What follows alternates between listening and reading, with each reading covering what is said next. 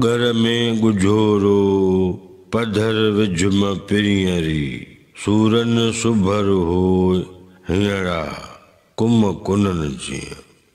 नवन लफ्ज़न जी माना।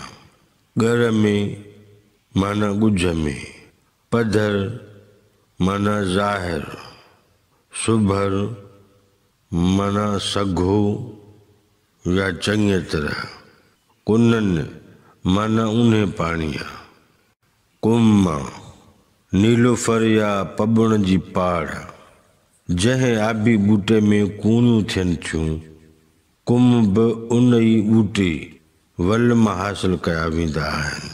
कूणियूं पाणीअ जे मथाछिरे ते ज़ाहिर थियन थियूं, जॾहिं त कुम वरनि वकड़नि वारनि ॾांडनि सां बूटे जी पाड़ वटि हूंदो आहे, पर पाड़ नाहे।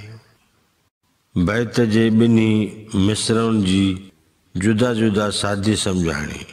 घर में गुझोरो पधर विझुम पिरियरी, गुझ में रो पिरिय धारा पधरो न थी, सूरन सुभर हो हीअड़ा कुम कुनन जिया, कुनन जे कुम जिया हीअड़ा तूं सूरन सां सुभर हुज।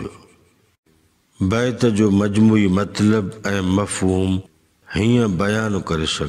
घर में गुझोरो पधर विझुम पिरियरी सूरन सुभर हो हीअड़ा कुम कुनन जिया। लतीफ़ साईं पंहिंजे हीअड़े सां मुखातिब थींदे चवे थो त पिरीअ जो पूर सूर सारे आम अॻियां ज़ाहिर न थी, जे तोखे तांग जी तकलीफ़ सताए थी त ॻुझे अंदाज़ में ज़ाहिर कर। जीअं उन पाणीअ में पाॿोड़नि जूं पाड़ूं थुलियूं हूंदियूं आहिनि, तीअं तूं बि ग़मनि जे ग़लबे करे मतारो थी वियो।